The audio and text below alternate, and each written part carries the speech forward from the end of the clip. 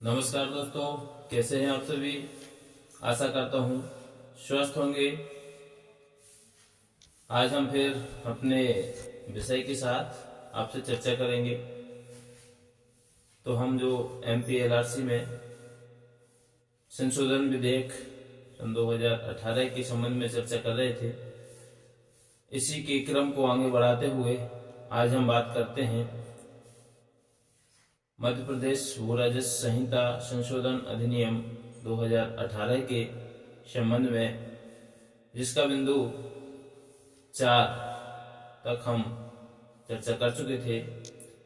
जिसका अगला बिंदु 5 है, वो क्या कहता है और क्यों इस संशोधन की आवश्यकता पड़ी, इसको हम क्रम से समझेंगे। तो बात करते हैं संशोधन के 5वें बिंदु की, जो कहता है कि संहिता की धारा 140 में यह प्रावधान किया गया है कि कोई भी कृषक, मध्य प्रदेश में कोई भी कृषक अपनी भूमि का जो भू राजस्व है वो 10 वर्ष तक एक साथ एक मुश्त शासन को जमा कर सकता है। इसके पहले क्या था कि प्रत्येक किसान को अपनी भूमि के भू राजस्व के संबंध में प्रति वर्ष टैक्स के रूप में कर अदा करना पड़ता था, जिसके लिए राजस्व हल्का पटवारी रकम की वसूली किया करता था, जो शासन के द्वारा पूर्णतः ऑनलाइन के माध्यम से जमा कराने का प्रावधान किया गया है। अब अगले बिंदु की बात करते हैं हम, तो मेरूसी कृषक से संबंधित है। जो अगला बिंदु है, जो बिंदु 6 है, वह मेरूसी कृषक से संबंधित है। जो अध्याय 14 जो MPLRC 1959 के अध्याय 14 में था, जिसको अब विलोपित कर दिया और शासन ने यह स्पष्ट किया कि अब इस अध्याय की आवश्यकता नहीं है, अब नहीं है। और क्यों इसको विलोपित किया गया है, इसके संबंध में हम विस्तार से भी आगे जानेंगे। लेकिन जो हम मुख्य बिंदु बात कर रहे हैं, बिंदु के अनुसार, उसमें हम अभी संक्षिप्त में समझ रहे हैं। और इसी विषय पे चर्चा हम करेंगे कि क्यों इसकी आवश्यकता नहीं रही। तो संशोधन में ही स्पष्ट किया गया कि बटाईदार और भूमि स्वामी के हितों के लिए मध्य प्रदेश द्वारा संरक्षण अधिनियम 2016 अलग से प्रस्तावित कर दिया गया है। इसलिए उक्त बिंदु में जो अध्याय 14 की बात की गई है, मेरूसी कृषक, इसे विलोपित किया गया है। अब आगे अगले बिंदु की बात करते हैं। तो बिंदु 7 क्या कहता है? 7 यह कहता है कि संहिता की धारा 172 को भी विलोपित किया गया है, जिससे भूमि विवर्धन करने के लिए हमें पूर्व अनुज्ञा की आवश्यकता लेनी पड़ती थी।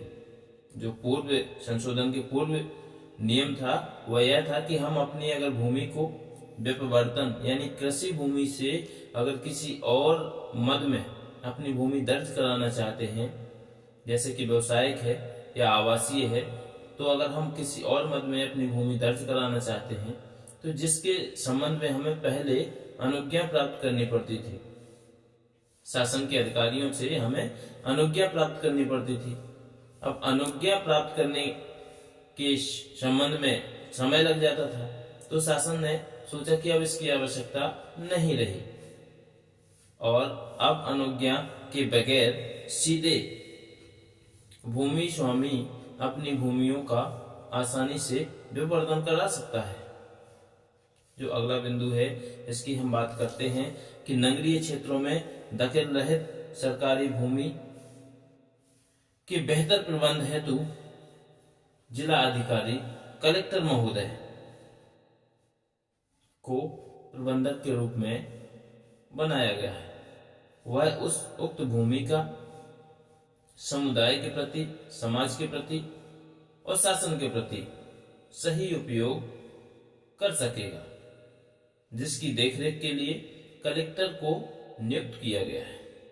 अब अगला बिंदु जो 9वां है वो क्या कहता है कि नगरीय तथा नगरेतर क्षेत्रों में अभिलेख पृथक पृथक से तैयार किए जाएंगे और समस्त भूमि स्वामियों, सरकारी पट्टेदारों एवं आबादी में निवासित व्यक्तियों के अधिकार ऐसे अभिलेखों में अभिलिखित किए जाएंगे।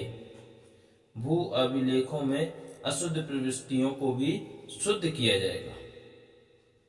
यह बिंदु 9 कहता है। 9 क्या कहता है कि जो नगरीय क्षेत्र हैं और जो नगरेतर क्षेत्र है, यानी कि ग्रामीण क्षेत्र है और शहरी क्षेत्र है एवं आबादी क्षेत्र है जिसमें व्यक्ति निवास करता है, इन सभी के अभिलेख पृथक पृथक रूप से अलग किए जाएंगे और इनको नए रूप में संचित यानी कि रखा जाएगा।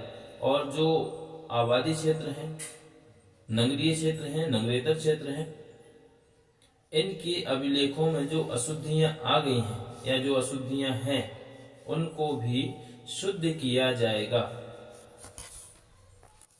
और इसी में स्पष्ट किया गया है कि जो मार्गाधिकार है या अन्य प्राइवेट सुखाधिकार को भी अधिक प्रावधानों के साथ प्रभावी बनाया जाएगा। जैसे कि मार्गाधिकार, अब किसी को किसी के भूमि से निकलने का जो अधिकार प्राप्त है, कहीं व्यक्ति कोई अचानक वो रास्ता बंद कर देता है तो उसको मार्गाधिकार और सुखाधिकार के रूप में माना जाता है। और यदि कोई व्यक्ति ऐसा करता है तो उन नियमों में भी कड़ाई से प्रशासन कार्य करके उक्त प्रावधान लागू कराएगी। अब संशोधन का जो आखिरी बिंदु 10वां बिंदु है उसमें क्या कहा गया है, उसमें स्पष्ट कहा गया कि उपरोक्त बृहद संशोधन के अतिरिक्त अनेक प्रक्रियात्मक सुधार भी प्रस्तावित किए गए हैं, जैसा कि परिभाषा खंड में सेक्टर, सेवा भूमि, विकास योजना आदि के लिए विशिष्ट प्रावधान परिभाषाएं सम्मिलित की गई हैं।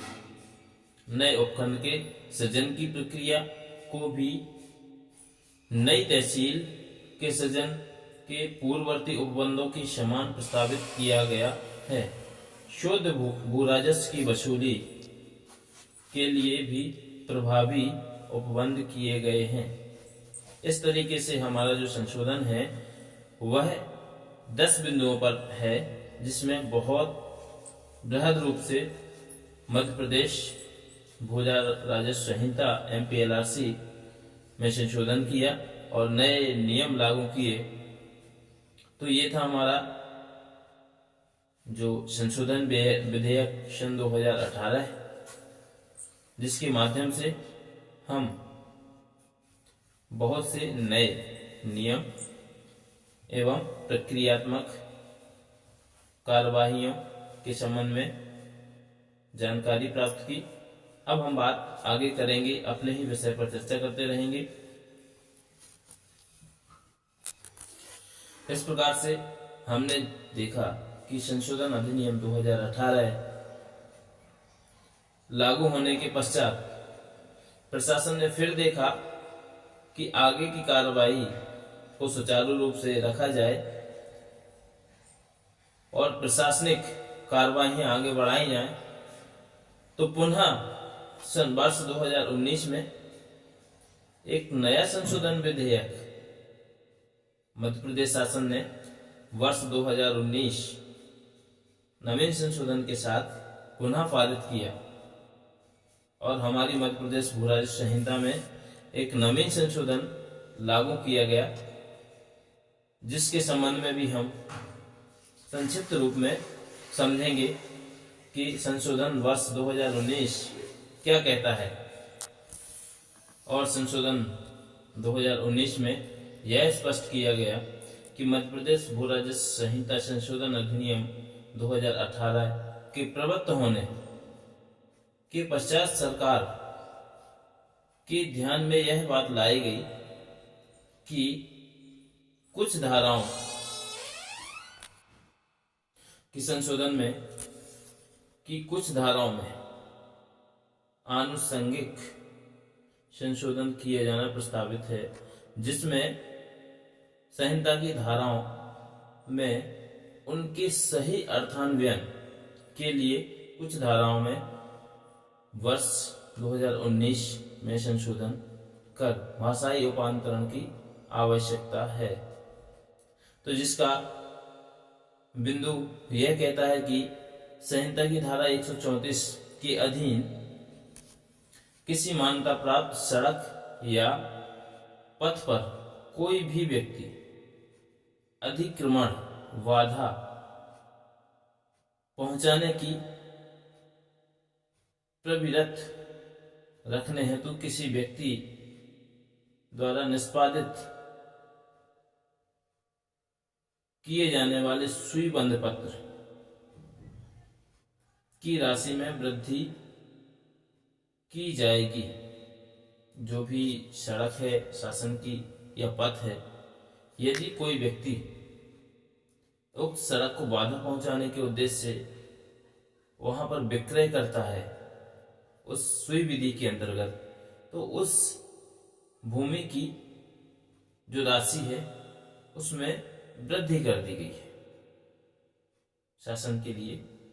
इसका अगला बिंदु यह कहता है कि प्रस्तावित मध्य प्रदेश साधारण खंड अधिनियम 1957 की धारा 2 के खंड 20 में यथा परिभाषित कोई स्थानीय प्राधिकरण मध्य प्रदेश नगर तथा ग्राम निवेश अधिनियम 1973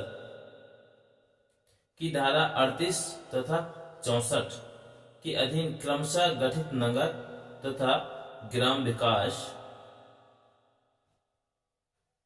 विकास मंडल अधिनियम 1972 के अधीन गठित मध्य प्रदेश गृह निर्माण एवं अधोसंरचना विकास मंडल कंपनी अधिनियम 2013 की धारा 2 के खंड 45 में तथा परिभाषित सरकारी कंपनी जिसमें राज्य सरकार 51% से अधिक शेयर धारण करेगी, कोई व्यक्ति जिसे राज्य सरकार द्वारा नीलामी के माध्यम से भूमि स्वामी अधिकार में भूमि आवंटित है या राज्य सरकार द्वारा समय समय पर अधिसूचना कोई शासकीय सत्ता जिसे भूमि स्वामी अधिकारों में भूमि आवंटित है की धारा 158 की उपधारा 3 के अधीन अधिरोपित भूमि के अंतरण पर निबंधनों से मुक्त रखा जाएगा। अब ये तो बहुत विस्तार वाली भाषा है, तो इसमें स्पष्ट कहा गया है कि जो शासन की भूमियां दी गई हैं जिनके निर्बंधनों के लिए यानी कि विक्रय के संबंध में है, उन्हें मुक्त रखा जाएगा। अब संहिता का जो अगला बिंदु है, यह अनुभव किया है कि संहिता की निरसित धारा 176 जिसमें कि खाते के त्यजन की प्रक्रिया का उपबंध था, कतिपय अतिरिक्त रक्षोपायों के साथ वापस लाया जाना होगा। अतएव धारा 176 का अंतः स्थापना विधेयक का अगला बिंदु है, वह यह कहता है कि यह भी प्रस्तावित किया जाए कि नगरीय क्षेत्र में स्थित सेवा भूमि आदि के लिए संहिता की धारा 183 की उपधारा 6 के अधीन राज्य सरकार द्वारा अधिसूचना जारी करने की आवश्यकता को हटाया जाना आवश्यक है, क्योंकि ऐसे क्षेत्रों का विस्तार सतत प्रक्रिया के तहत है। और यह भी प्रस्तावित है कि आबादी स्थल भूमि स्वामी अधिकार में आवंटित किए जाएंगे जो हमारे क्षेत्र में इस वर्ष भूमि आबादी जो आबादी क्षेत्र हैं उनके पट्टे बनाए गए हैं और वह सभी आबादी में स्थित क्षेत्रवासियों को ग्रामवासियों को प्रदान किए जा रहे हैं। मेरे ग्राम में तो कल 26 जनवरी के अवसर पर आवंटित किए गए हैं पट्टा। तो जो शासन ने विधेयक वर्ष 2019 में प्रस्तावित किया था उसको लगभग पूरा होने में 5 से 6 वर्ष लग गए हैं, जो प्रक्रिया अब लागू की जा रही है। तो इस तरीके से वर्ष 2019 का यह संशोधन विधेयक था। अब हम बात आगे करेंगे क्रम से। तो आप मेरे चैनल पर अगर नए हैं तो कृपया सब्सक्राइब करिए, इंस्टाग्राम पर हैं तो फॉलो करिए, वीडियो को लाइक करिए, कमेंट्स करिए और आपके अगर भूमि से संबंधित किसी भी प्रकार के सवाल हैं या कोई जानकारी चाहते हैं तो आप मुझसे कमेंट्स में पूछ सकते हैं। मैं आपको बेहतर से बेहतर लीगल जानकारी उपलब्ध कराऊंगा और आपको दूंगा। तो मिलते हैं आपसे अगले वीडियो में। तब तक के लिए धन्यवाद, शुक्रिया। चैनल को सब्सक्राइब करिए, लाइक करिए, कमेंट्स करिए। धन्यवाद।